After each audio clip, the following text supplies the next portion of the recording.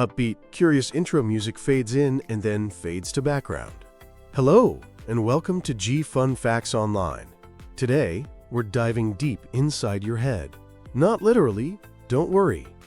We're talking about the brain, that 3-pound universe of 86 billion neurons that makes you, you.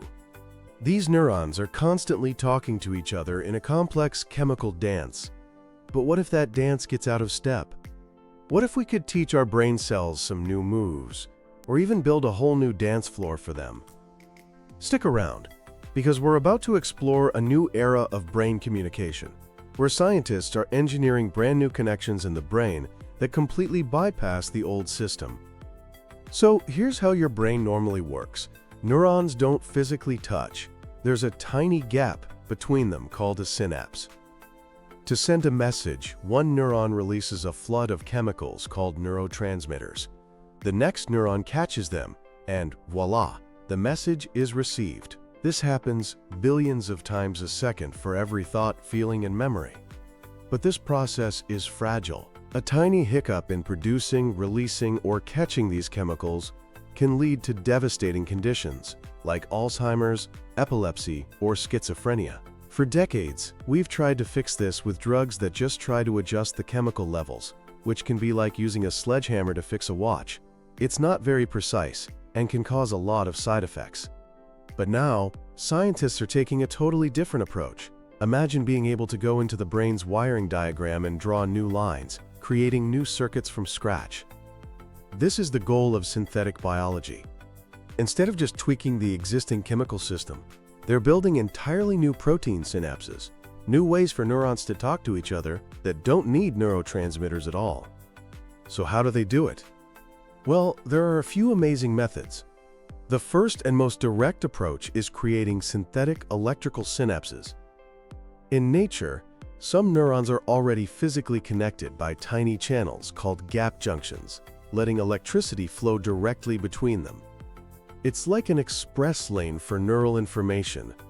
Researchers took this idea and ran with it. They worked with a tiny worm, C. elegans, which has a nervous system of just 302 neurons that we have completely mapped. By inserting genes for these gap junction proteins, they were able to physically wire up neurons that aren't normally connected.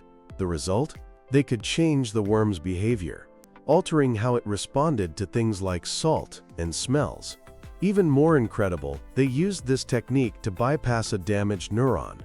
They built a detour, rerouting the signal around the damage and restoring the worm's ability to smell. It's the first step towards literally repairing broken brain circuits. But what if you want more control? That's where things get really sci-fi. Two techniques, optogenetics and chemogenetics, are giving scientists a remote control for the brain. With optogenetics, they engineer a sender neuron to produce a light-emitting enzyme and a receiver neuron to have a light-sensitive switch. When the first neuron fires, it lights up, and that light flips the switch on the second neuron. It's a synapse made of light. This gives scientists incredible, millisecond by millisecond control. They can literally turn connections on and off with the flick of a light switch. Chemogenetics is a bit different. Instead of light, it uses designer drugs that are otherwise completely inert. You engineer a neuron with a special designer receptor, a custom-made lock. Then you introduce a drug that is the only key that fits. When the key finds the lock, the synapse is activated. This method is less invasive because you don't need to implant fiber optics for the light, and it allows for longer-term control, from minutes to hours. But the most futuristic frontier is called de novo protein design. This isn't about borrowing existing parts from nature, like gap junctions or receptors. This is about designing and building brand new proteins from scratch on a computer, proteins with functions that have never existed before. It's like instead of using standard parts, you're 3D printing custom components with absolute precision. These custom-built proteins could act as molecular master builders, telling specific neurons to connect with each other, creating hyperspecific circuits for research or, one day, therapy. So what does this all mean for the future? The possibilities are staggering. In the short term, scientists can finally answer fundamental questions about how brain circuits create behavior. But looking ahead, the therapeutic potential is immense. Imagine rerouting neural signals around the damage from a stroke.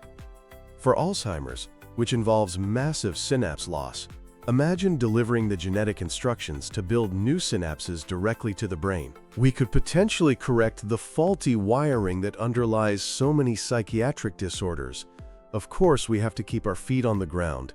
The human brain is infinitely more complex than a worm's. Making these technologies safe, stable, and scalable is a monumental challenge. And, naturally, the ethical questions of modifying the very circuits of our minds are profound and need careful consideration. Even with these hurdles, the pace of discovery is breathtaking. We are standing at the dawn of a new age in neuroscience, moving from just reading the brain's wiring diagram to actively editing it. The ability to engineer new connections and bypass the brain's old chemical system isn't just a fun fact. It's a revolution that could one day change what it means to heal the human mind. Outro music fades in. That's all the time we have for today. Thanks for joining us on G Fun Facts Online. Join us next time as we unpack another piece of our amazing world. Until then, stay curious. Music swells and fades out.